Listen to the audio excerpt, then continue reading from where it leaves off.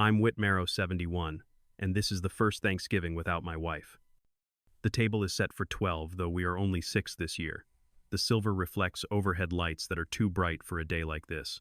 I had the caterer bring in the rosemary turkey early, still warm. Smells like memories I wasn't ready to revisit. At the head of the table sits an empty chair. My chair. I take the one beside it instead. At exactly 6 o'clock, the door opens. My daughter Alara steps in first, all wool and control, followed by her husband, Kellen Price. He's the type who wears a pocket square to dinner and calls people champ. They're not late, but they make an entrance like they paid to be admired. Elara primero. Nod. Hi, Dad. Her voice is warm, practiced, like a voicemail greeting. Kellen surveys the room like he's measuring ROI on linen napkins. You went all out. I pour water into the goblets. Figured we should have something nice since we couldn't manage a funeral. Elara winces. Dad. No, I say, gentle but firm. Let's eat. The servers bring out the starters. Chestnut soup apple and endive salad. I watch the others pick at it. I barely touch mine. Kellen lifts his glass. To new beginnings. My phone vibrates beside the breadbasket. I glance at the screen, bank alert. Attempted wire transfer, $17,800. Recipient Price Event Holdings LLC. Status blocked. I turn the phone face down without reacting. To new beginnings, I echo and sip water instead of wine. Earlier that morning, the Homeowners Association left a note in my mailbox. Fine, $42 for leaving the trash bin out on a non-collection day. I had buried my wife 3 weeks ago. Trash felt like the least offensive thing in the world.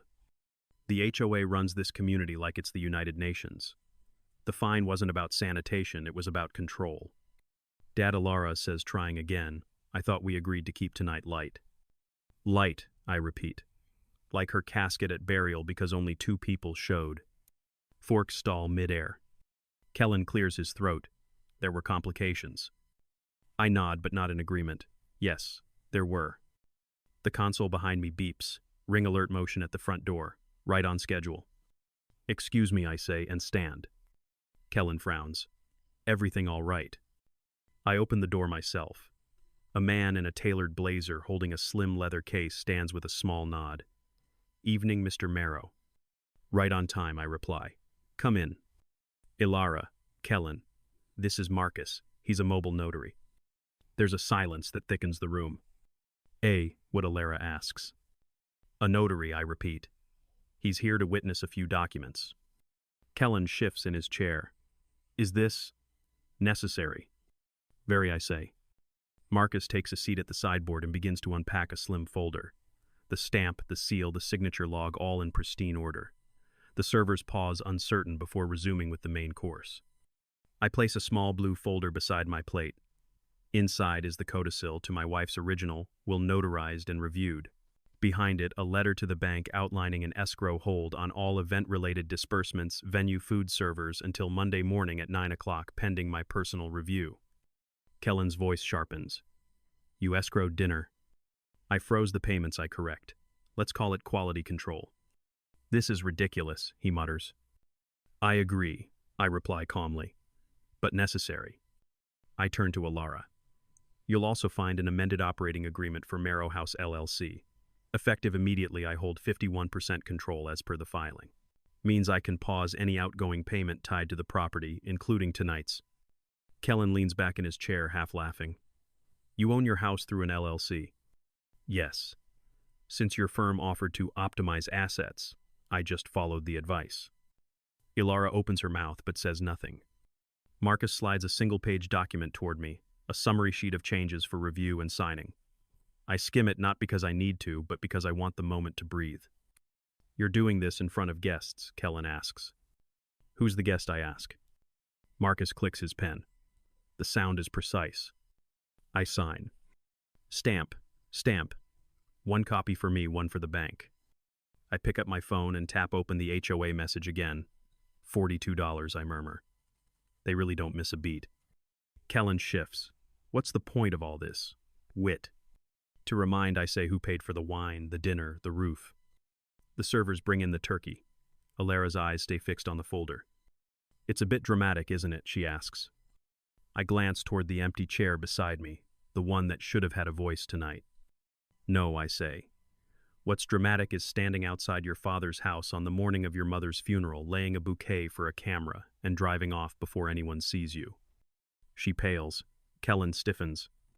And what's performative, I add, is raising a glass to new beginnings while trying to pull $17,800 from an account I control. They stare. The Ring doorbell remembers what people forget I say and lift a small tablet beside me. Tomorrow, I continue, we can talk about who's getting what and why. Tonight we eat. The food is hot. I pass the tablet to Kellen, the screen already cued to play. Marcus, would you stay for dessert? I ask the notary. There might be another page. He nods. I have time. Alara doesn't touch her fork. Kellen looks down at the screen. I don't bother watching again. The last image is her back walking away, black dress, fluttering, never knocking. I take a bite of cranberry. Tart. Honest. The next course is the truth.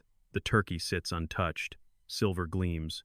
Kellen stares at the paused video on the tablet, his own reflection caught faintly over Alara's back as she walks away from my porch on the morning of her mother's funeral. She had left a bouquet, checked her hair in the reflection, and drove off without ringing the bell. That's out of context, Alara says quietly. No, I say. That is the context. The room stays still, save for the servers moving behind the scenes like ghosts trained to smile through tension. The rosemary in the air can't cover the bitterness sliding between us. Kellen sets down the tablet, not looking at me. You're trying to humiliate us. I shake my head slowly. I don't need to try. I reach into the folder beside me and slide out a printed image face down. I place it beside Alara's plate. What's this, she asks. Something else I didn't want to see, but saw anyway. She turns it over. Her face drains of color. It's a screenshot of a group chat. The thread is titled Soho Set. I've seen their names before, Kellen's business partners, brand strategists, party planners. The kind who get quoted in magazines no one reads but everyone pretends to. The message is from Kellen. We can't cancel. Clients at table 3. Optics matter more than obituaries. There are 3 heart emojis and 1 champagne bottle below it. Alara's hands tremble slightly. You shouldn't have access to this. I didn't hack it. One of your Soho friends thought I should know what was more important than burying my wife. Kellen doesn't deny it.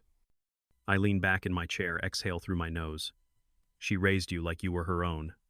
Nursed you through pneumonia when you were 9. Taught you how to fold napkins properly. Remember. Alara doesn't respond. I take a sip of water. And you chose branding over grief. Champagne over compassion. Marcus the notary clears his throat discreetly. I nod. Time to make it plain. I need you both to understand something I say, retrieving a thick document from my folder. It's the summary of the trust and the updated will. The real paperwork is filed with my attorney and the county, but this is enough to make the message clear. This estate I begin is valued conservatively at $2 million. Kellen's eyebrows twitch. I catch it. He didn't know the number. Majority of it is liquid held in tiered accounts. The house is in the LLC now, under my controlling interest.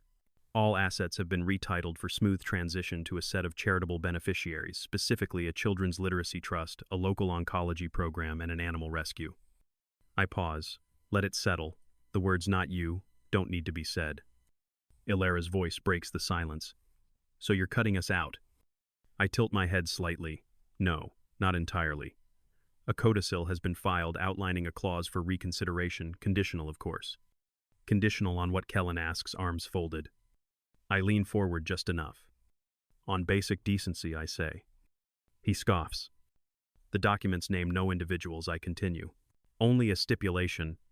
Family members demonstrating material compassion, moral accountability, and verifiable acts of restoration shall be eligible for reconsideration of trust participation. That's the language my lawyer wrote. Alara swallows hard. Kellen barks a short laugh. So we jump through your little hoops and you'll reward us. No, I say. You be better. Or don't. I'm not negotiating morality. I reach again into the folder and pull out a second alert printout, this one from earlier in the week, something the bank flagged. I place it between them. Kellen reads it. His jaw tightens. Attempted beneficiary amendment. Rejected. Payee Alara Price, formerly Marrow House Family Trust. That's illegal, he mutters. No, I reply. It's just dumb. Alara puts her hand over the printout. We were trying to make sure things were in order. They were, I cut in. Until you tried to reorder them. The tablet buzzes again. This time it's a new ring alert, but I ignore it. The past is still sitting at the table. Kellen shifts in his seat looking for traction. You're using your grief to manipulate people. I'm using receipts, I say simply. Grief is the sauce. I glance at Marcus, who remains professionally silent, and return my gaze to Alara. I don't need you to be perfect, I say. I need you to be real. And if you're going to be cold, at least be honest about it. She opens her mouth, closes it again. The table is set, the food is warm, and yet the only thing we're tasting is consequence. I tap the will summary. This is not a punishment, it's a pivot. The money was always meant to be a reflection of who we were as a family. You made it clear what you value, so I redirected accordingly. Ilara's hands are clasped tightly in her lap now. Is there any way to change your mind? She asks, almost a whisper. I'm not a mind, I reply. I'm a ledger. I tap the document again. $2 Febe million, $17,800, $42. They blink.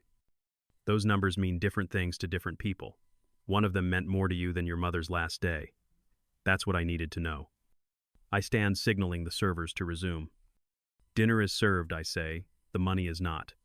I've learned something over the years. Control doesn't always look like force.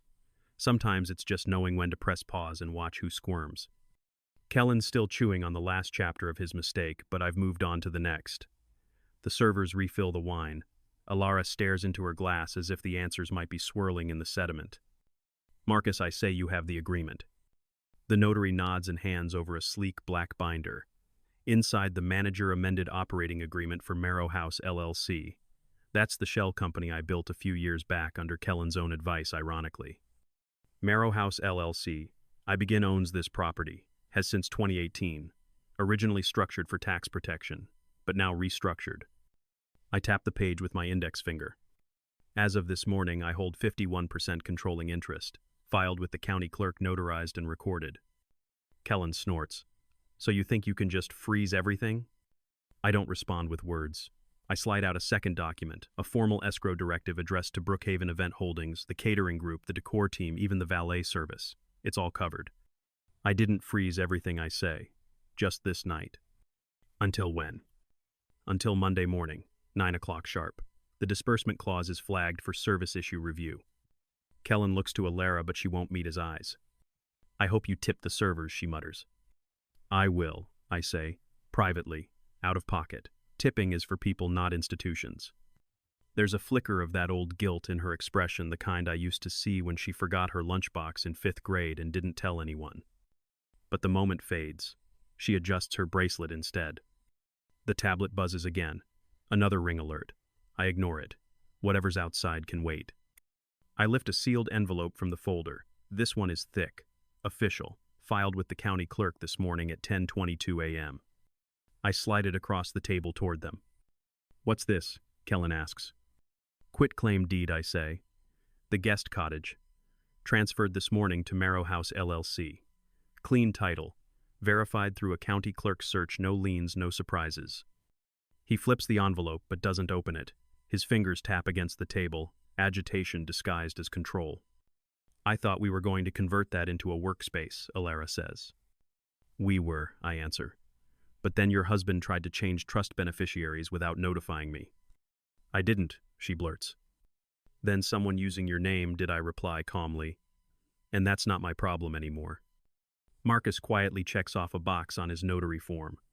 The pen makes a soft scratching noise. I find it soothing. I sip my water. Alara glances again at the unopened binder like it might burst into flames. You're doing this all now, she whispers. Why not tomorrow? Because I wanted witnesses, I reply. And you gave me a room full. Kellen laughs once, short and mean. This whole thing is just bitter, he says. No, I correct. It's organized.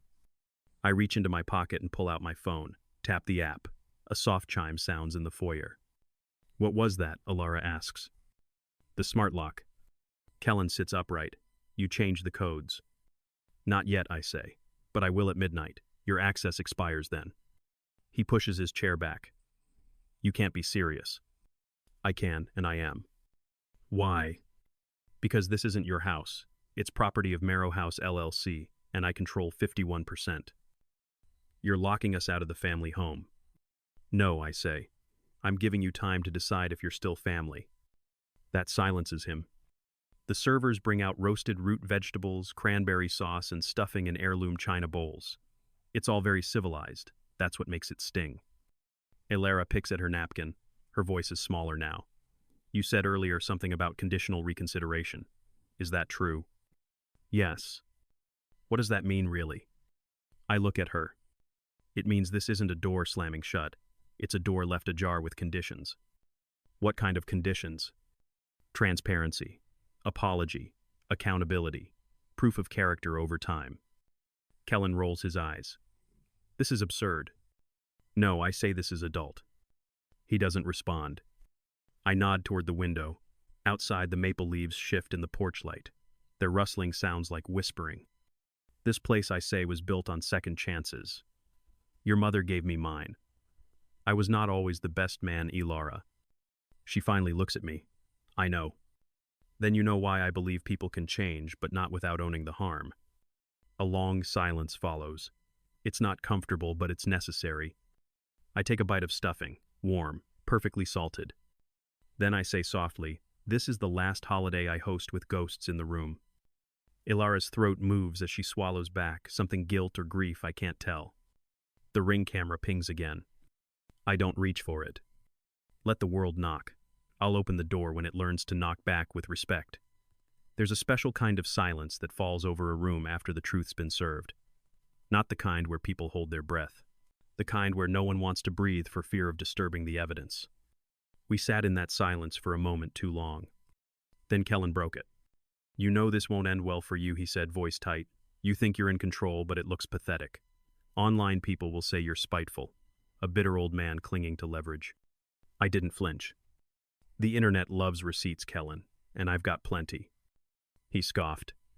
You really think your version wins? I tilted my head toward the ring tablet beside me, still showing the paused frame of Elara walking away from my porch on the morning of the funeral. That's not a version, I said. That's footage. He pushed his chair back a few inches. Not enough to leave, just enough to feel bigger. And this, he waved toward the legal folder, this little theater with your mobile notary. It's embarrassing. Only if you're guilty. Elara looked up. Her voice was quieter than before. Dad, it's not that we didn't care. We just didn't know what to do. I nodded slowly. Then let me help you learn. I reached once again into the folder and pulled out a single-page document, a fresh printout. From just this morning, I slid it across the table toward them. Kellen stared at it, then blinked twice. Attempted beneficiary change. Rejected. Payee, Elara Price. Trust Marrow. House family assets status blocked. Unauthorized request timestamp. 7:43 a.m. He didn't speak. That told me enough. You filed it under her name, I said, thinking I'd never see it before Monday. You thought the bank wouldn't call me because it's a holiday weekend. You were wrong. Elara looked horrified. I didn't. Kellen shot her a look sharp enough to slice. You told me you had power of attorney, I added. He blinked again. I did. She signed. I shook my head. No, she didn't. She signed a limited medical-only POA years ago before you were married. The rest, you never had. But you acted like you did. Kellen reached for the document, but I stopped him with a flat hand. It stays here, I said. You don't get to touch what doesn't belong to you. That was when he snapped. You want to destroy your daughter's marriage over a clerical error, he barked. You're talking like a courtroom villain in a movie. I looked at him, really looked at him. And then I asked the question I'd been saving. Kellen, I said slowly, do you love her? Elara turned to him, startled. He hesitated. Just a second too long. I married her, didn't I? That's not what I asked. He stood up, shoving his chair back. The servers in the background froze mid-motion. Unbelievable, he muttered. You're insane. I stayed seated. Power doesn't need volume. It needs stillness. I nodded toward the notary. Marcus, can you prepare the final signature page? The notary removed a crisp white document already stamped and witnessed, needing just my signature to enact the codicil, the legal document that would solidify the restructuring of the estate. Not theoretical anymore. Final. I took the pen, held it loosely. Ilara, I said, you still have a say in this. She looked between me and her husband. I don't want the money, she whispered. I just want. Then speak, I interrupted. Not for the cameras, not for the legacy, but for yourself. Kellen turned to her. Ilara. No, she cut him off. He froze. She looked down at her hands, twisting her wedding band, like it was a puzzle piece that no longer fit. Dad, she said, I was wrong. About the funeral. About that day. I should have been there. Fully there. I waited. She continued. I didn't stop him when I should have. I didn't question him when I knew something felt off. I didn't, her voice cracked. I didn't defend Mom. Marcus stayed silent. Even the servers stepped back, sensing the weight. I nodded. And the trust, I asked. If you give it all to charity, I understand, she said. I didn't ask if you understood. I asked if you earned it. She nodded slow. Not yet. I signed. One stroke. Clean, sharp, final. The notary applied the embossed seal. The sound it made reminded me of a gavel. Kellen sat back down like a man who realized the elevator cable had already snapped. This can still be reversed, he said almost to himself. We can hire lawyers. You can, I said, but you'll lose, because I did the homework, and I filed it all before you showed up tonight. I reached down, pulled out a printout from the county website showing the timestamp of the LLC update, the trust revisions, and the escrow notice all logged, all verified. You see, I knew who I was dealing with, I told him. I just wanted to give you the dignity of proving me wrong. A had no response. Ilara looked at the document, her name absent from the active beneficiaries. I don't want to be disinherited, Dad. Then don't live like someone who already is, I said. I stood. Servers, I called gently. Let's plate the main course. As they began to move, I added, Oh, and please be aware that all gratuities have been handled independently. No charges will be released from escrow until Monday. Kellen scoffed. You're making this petty. No, I said. I'm making it accountable. He stood to leave. We'll be going now. I turned to him. Midnight Kellen, I said. That's when your smart lock access ends. If you want to return after that knock like a stranger. He said nothing. Ilara stayed seated. I returned to my chair as the food was laid out. The room smelled like rosemary again. But this time it smelled like clarity. The turkey was perfectly cooked, dark golden skin crisp where it should be, inside still warm, still soft, rosemary and lemon in the cavity. My wife's old recipe passed to the caterer, executed just right. I took a bite, for her.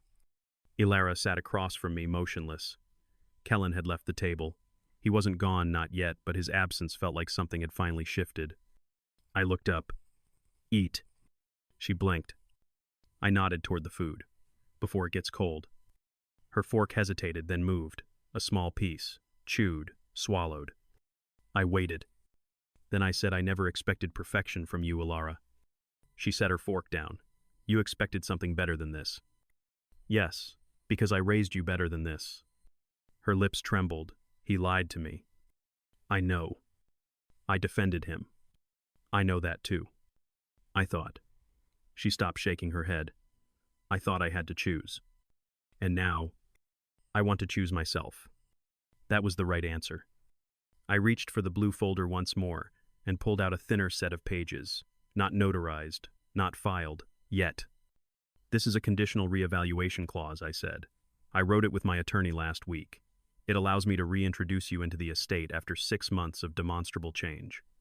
She raised her head slowly. What kind of change? 3 things I said, holding up my fingers. 1, a formal written apology to the hospice staff for missing your mother's final days. That letter will go in her file. It doesn't matter if they read it, you will know you wrote it. 2 community service or volunteer hours logged with one of 3 organizations she loved. Children's literacy, oncology support, or animal rescue.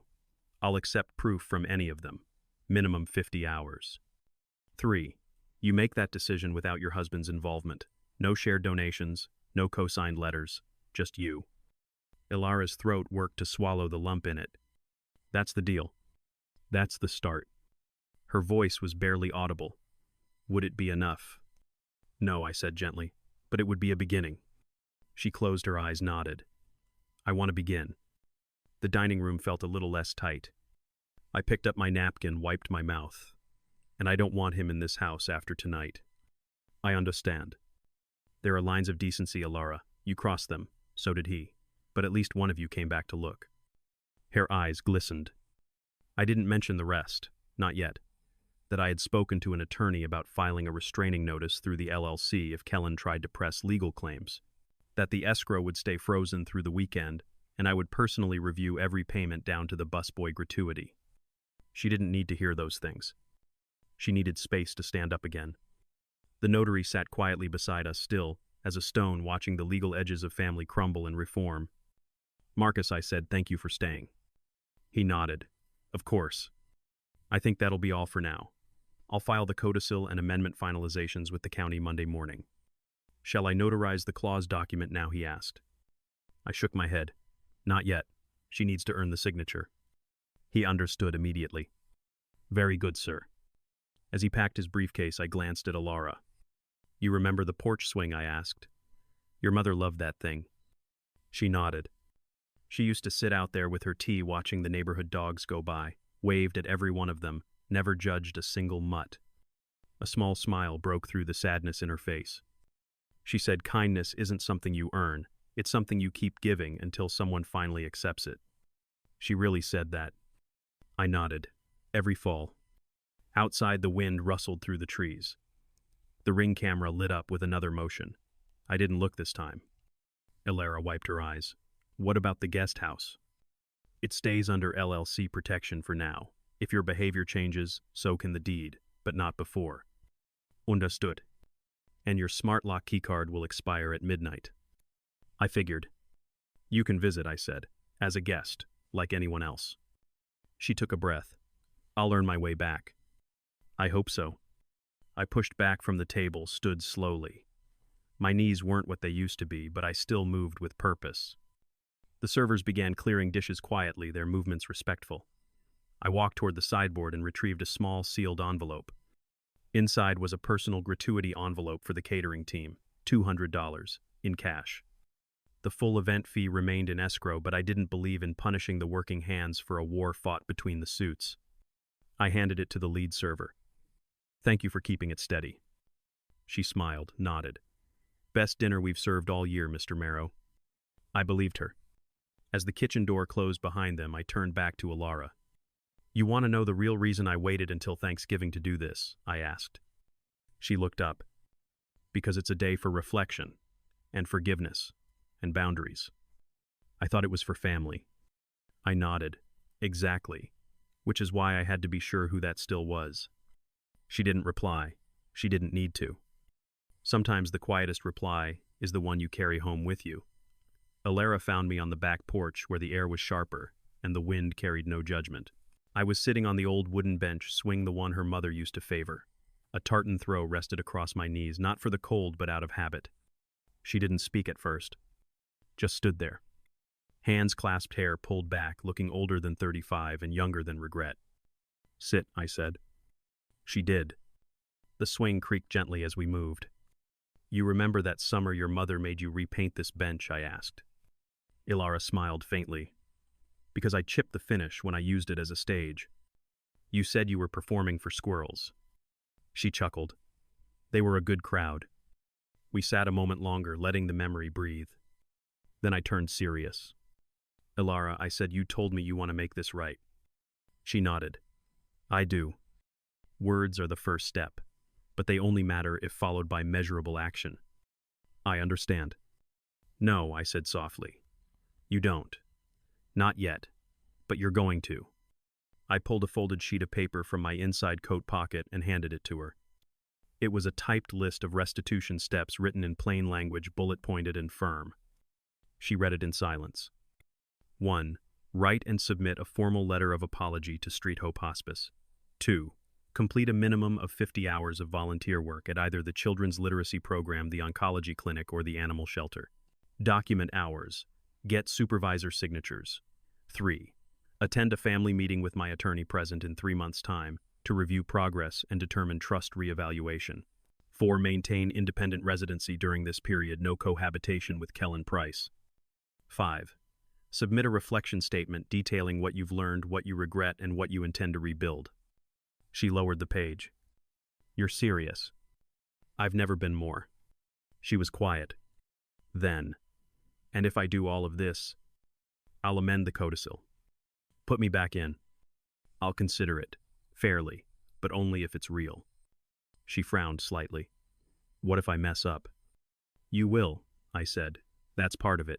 But messing up and covering up are two different sins. She swallowed hard. I don't know if I can do it alone. You have to, I said. That's the point.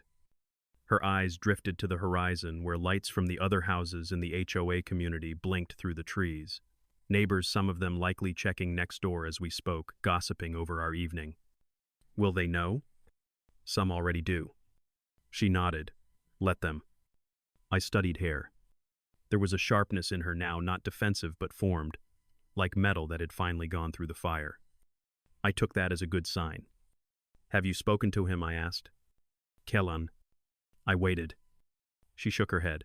He's in the guest room packing. Said he'll stay at a hotel tonight. I didn't stop him. Good. Ilara looked down at her lap. Dad, I really did love him. I believe you. But I think I also loved the idea of him. Everyone does, I said. That's why ideas sell better than people. We sat again in quiet. Then she asked, Are you angry at me?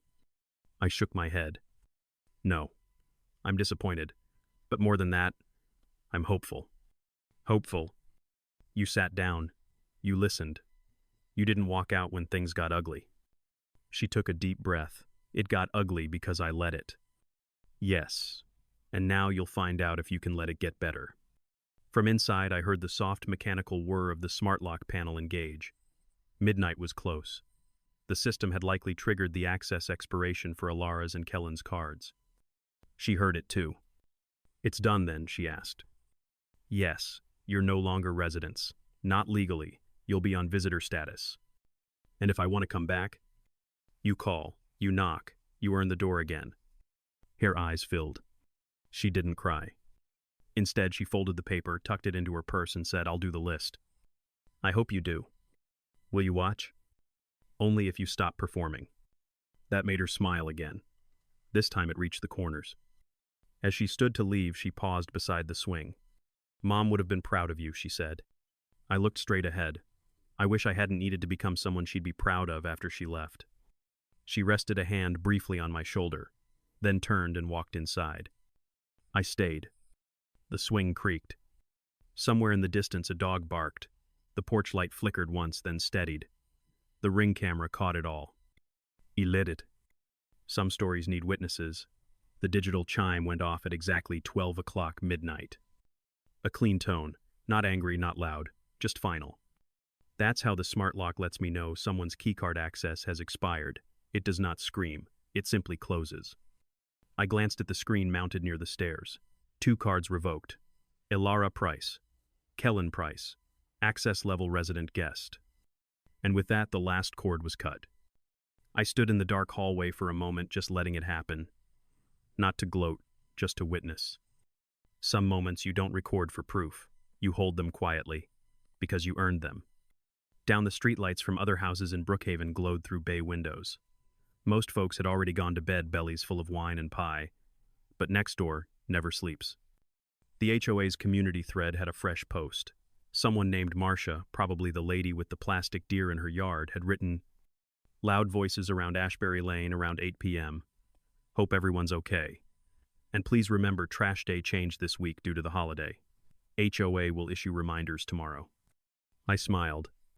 Trash and tension, HOA's favorite flavors.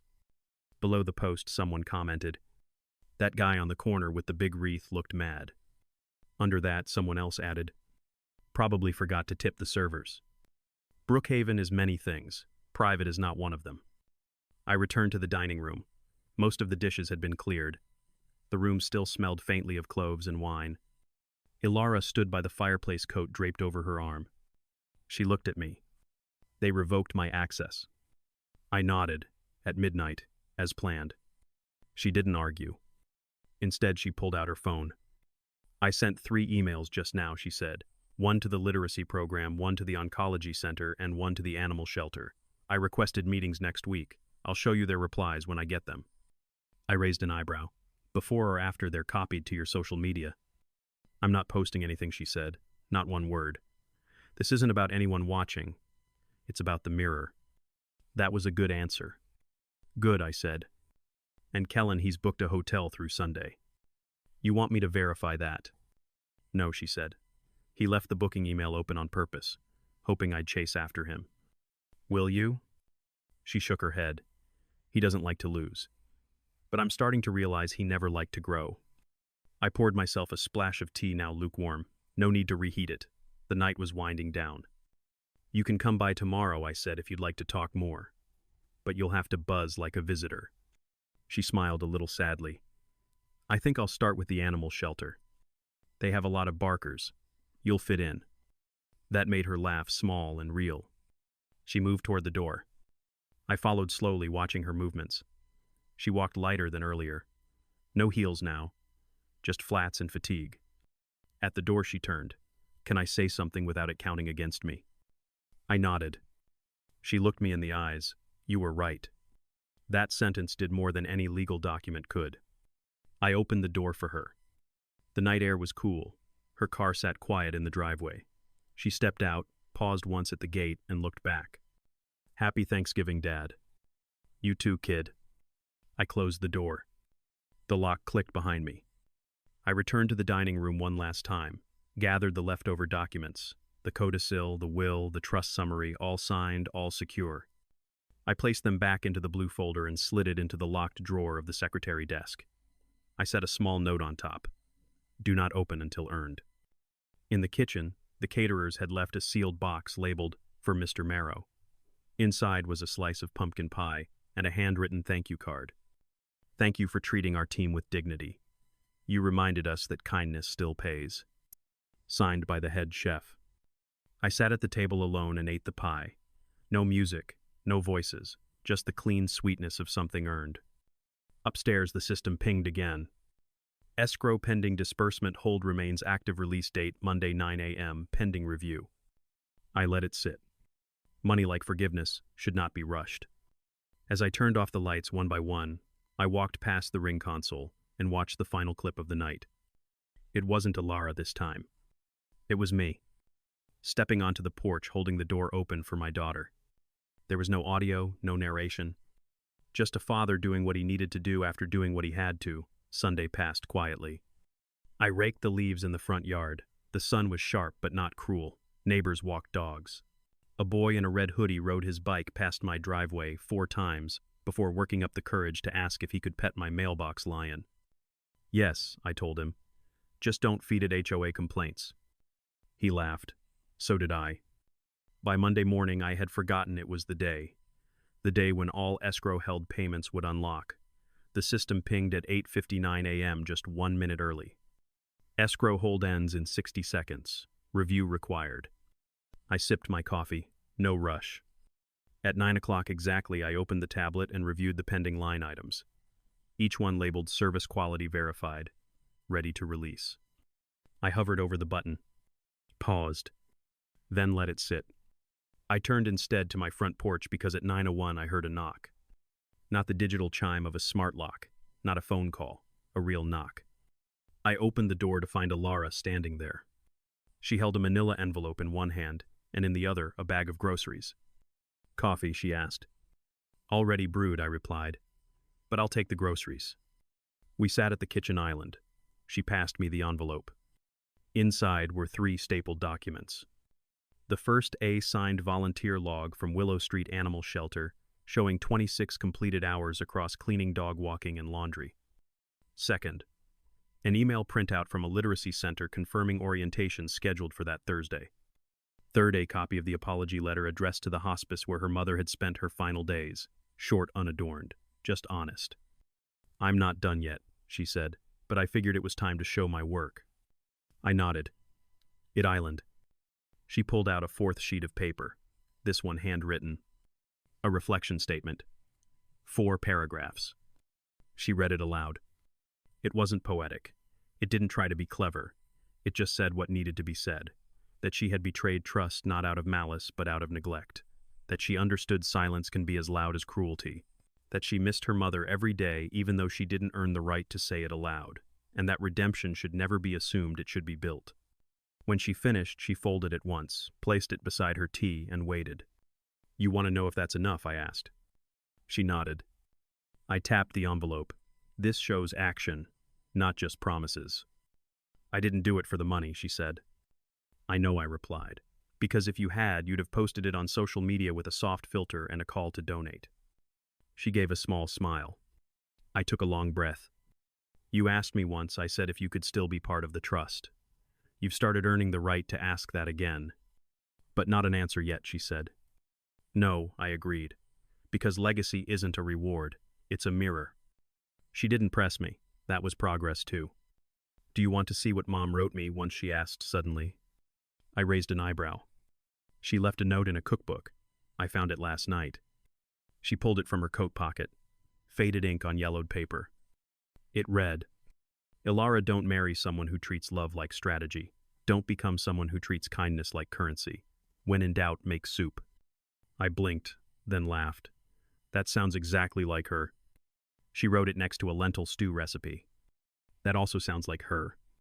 Ilara folded the paper and tucked it back away. "I thought I was being smart," she said, "marrying someone with vision, someone who could optimize my future. But all he ever did was measure me against outcomes. You chose someone who made everything transactional." She nodded, and I stopped noticing the receipt trail. We sat a while longer. I poured her more tea. Finally, I stood and walked to the desk, unlocked the drawer, pulled out the blue folder. She watched me. I opened it, removed the codicil, slipped her reflection letter inside, sealed it again. Notarized or not, that letter belonged in the record. Then I said, "I'm not changing the codicil." "Not yet." She nodded. "But I will add a review clause 6 months from today. If the rest of your hours are completed and the agencies confirm your sincerity, I'll consider restoring your name to the primary beneficiary tier." She blinked. "Really?" "Conditionally."